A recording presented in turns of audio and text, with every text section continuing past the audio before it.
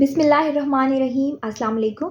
मेरा नाम आदर्श अशरफ है और मैं बाय प्रोफेशन एक साइकोलॉजिस्ट हूँ और आपके लिए मैं अपने चैनल पे साइकोलॉजी से रिलेटेड वीडियोस बनाती हूँ। तो मैं आपके साथ एक बहुत इंपॉर्टेंट चीज़ शेयर करना चाहती हूँ आज। क्या आप जानते हैं कि जब आप किसी मेंटल डिसऑर्डर में, मेंटल इशू में, किसी डिप्रेशन में, किसी एंजाइटी में, किसी चीज़ में फँस जाते हैं तो सबसे इम्पोर्टेंट क्या है? वो क्या पहला स्टेप है जो आपको उठाना चाहिए? वो पहला स्टेप है साइलेंस। अगर आप कहीं फँस गए हैं ना, तो सबसे पहले खामोश हो जाएँ।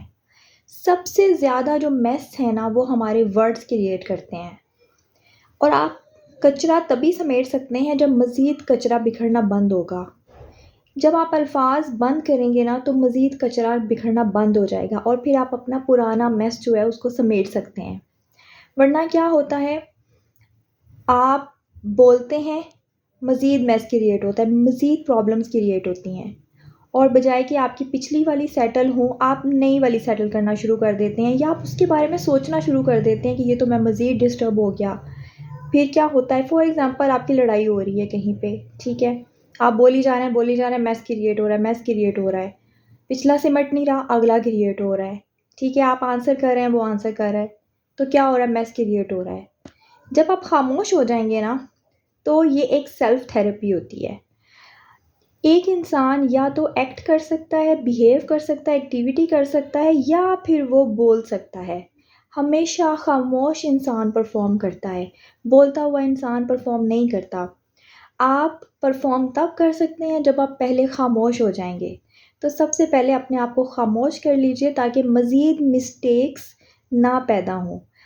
वो एक लाइन है बड़ी अच्छी, कहने वाले ने कहा है कि don't make permanent mistakes because you are temporarily upset. यानी परमानेंट गलतियां मत करें सिर्फ इस वजह से क्योंकि आप टेम्परेरीली अपसेट हैं। क्या होगा, आपकी टेम्परेरी फेज़ गुजर जाएगी, लेकिन आप जो परमानेंट मिस्टेक कर देंगे वो शायद हमेशा के लिए रह जाए।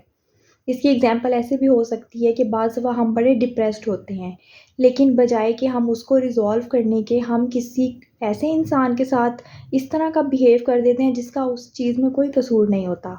तो वो आप एक परमानेंट मिस्टेक कर देते हैं। आप अपने टेम्परेरी इशू से मेबी कल को बाहर आ जाएँगे, लेकिन वो जो आपने परमानेंट मिस्टेक कर दी है उसको शायद आप पूरी ज़िंदगी भी रिज़ॉल्व ना कर सकें।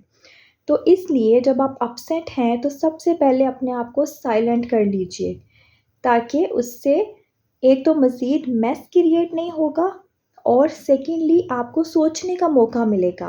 आप साइलेंट होंगे तभी आप अपनी प्रॉब्लम्स के बारे में थिंक कर सकते हैं। जब तक आपका ब्रेन साइलेंट नहीं होगा, उसमें हलचल रहेगी, तब तक आपकी थिंकिंग पावर बिल्कुल ज़ीरो होगी। अच्छा, अब खामोश रहने से ये मतलब नहीं है कि आप किसी की हूँ हाँ में बिना जवाब दें, कोई आपसे बात करे आप उससे बात ना करें, नहीं। आप अपनी डेली लाइफ की जो रेगुलर टॉक्स हैं वो ज़रूर करें, लेकिन वो जो मैसिव टॉक्स होती हैं ना, जो प्रॉब्लम्स क्रिएट कर सकती हैं, प्रॉब्लमेटिक टॉक से बाहर आ जाएं। उस चीज़ से बाहर आने को कहते हैं साइलेंस। खामोशी इख्तियार करें और ख़ामोशी इख्तियार करने की वैसे भी बड़ी इंपॉर्टेंस है और साइकोलॉजी में तो ये एक तरह की सेल्फ थेरेपी काउंट होती है। इंसान का सुकून ही वहाँ से स्टार्ट होता है जहाँ पे उसके अल्फाज कम हो जाते हैं। Thank you so much. अल्लाह हाफ़िज़।